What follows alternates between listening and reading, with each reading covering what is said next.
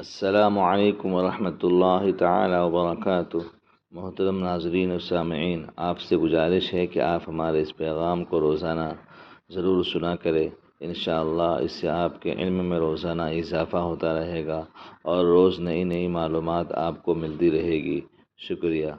Number 1، اسلامی تاریخ 25 جمادی الاولیٰ شوال سن 5 ہجری میں رسول اللہ صلی اللہ علیہ وسلم کو اطلاع ملی کہ قریش اور یہودی مل کر مدینہ پر حملہ کرنا چاہتے ہیں اور مسلمانوں کے وجود کو ہمیشہ کے لیے ختم کرنا چاہتے ہیں۔ تو آپ نے صحابہ کرام سے مشورہ کیا تو انہوں نے مدینہ میں قلعہ بند ہو کر دفاعی جنگ کرنے کا ارادہ ظاہر کیا۔ اس موقع پر سلمان فارسی رضی اللہ عنہ نے گھوڑ سواروں کے حملے سے بچنے کے لیے خندق کھودنے کا مشورہ دیا۔ خندق یعنی کھڈا کھودنے کا مشورہ دیا۔ حضور کو یہ رائے پسند آئی اور دشمن سے حفاظت کے لیے مدینہ کے شمالی میدان میں کھلے حصے میں خندق کھودنے کا حکم دیا اور آپ صلی اللہ علیہ وسلم خود نشان لگا کر ہر 10 صحابہ کو کھودنے کے لیے 10 گز زمین تقسیم فرما دی۔ صحابہ کرام شب و روز دن رات کی کھدائی میں مصروف تھے۔ اسی دوران ایک سخت چٹان آ گئی۔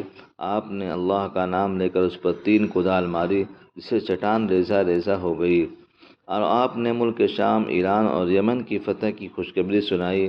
غرض 3000 جانثار صحابہ نے 6 دن میں تقریباً 3 کلومیٹر لمبی، 5 گز چوڑی اور 5 گز گہری خندق کھود کر تیار کر دی۔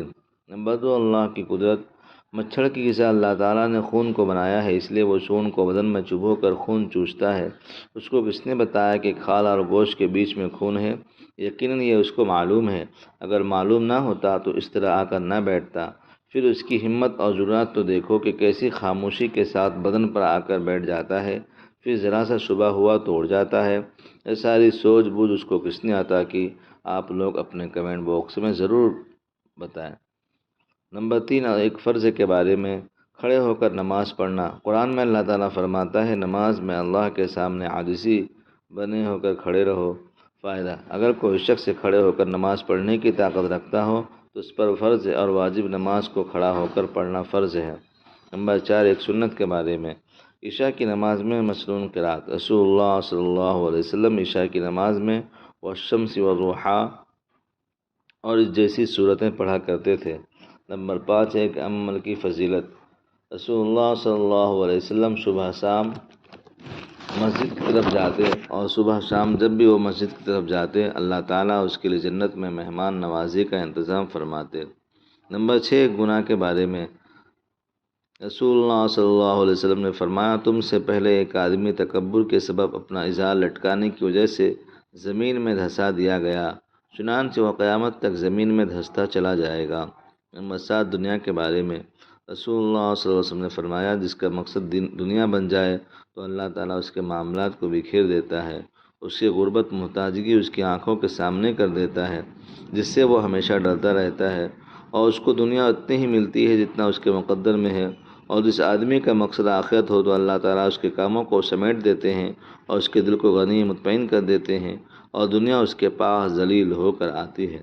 نمبر 8، آخرت کے بارے میں، قرآن میں اللہ تعالیٰ فرماتا ہے، اس دن قیامت کے دن بہت سے چہرے روشن ہنستے ہوئے خوشیاں مناتے ہوں گے، اور بہت سے چہروں پر اس دن گرد و غبار پڑی ہوگی اور ان پر ذلت و رسوائی ہوگی، یہی لوگ منکر اور بدکار ہوں گے۔ نمبر 9، طب نبوی سے علاج، عرق النساء کا علاج۔ رسول اللہ صلی اللہ علیہ وسلم نے فرمایا، عرق النساء کا علاج عربی بکرے یعنی دمبے کی چکتی ہے، جس سے پگھلایا جائے گا، پھر اس کے 3 حصے کیے جائیں گے اور روزانہ ایک حصہ نہار منہ پیا جائے گا۔ نمبر 10، قرآن کی نصیحت۔ قرآن میں اللہ تعالیٰ فرماتا ہے، ایمان والو، اللہ اور اس کے رسول کی اطاعت کرو اور اپنے اعمال کو برباد نہ کرو۔ اللہ تعالیٰ ہم سب کو پڑھنے سننے سے زیادہ عمل کی توفیق عطا فرمائے، اور ہمارے اس پیغام کو روزانہ آپ خود بھی سنیں اور اپنے عزیز و اقارب کو ضرور شیئر فرمایا کریں۔ اور ایک درخواست یہ ہے کہ جن بھائیوں نے ہمارے چینل کو سبسکرائب اور لائک نہیں کیا ہے، پلیز آپ ہمارے چینل کو سبسکرائب اور لائک کر دیں۔ اللہ تعالیٰ آپ سب کا حامی و ناصر ہو۔ شکریہ۔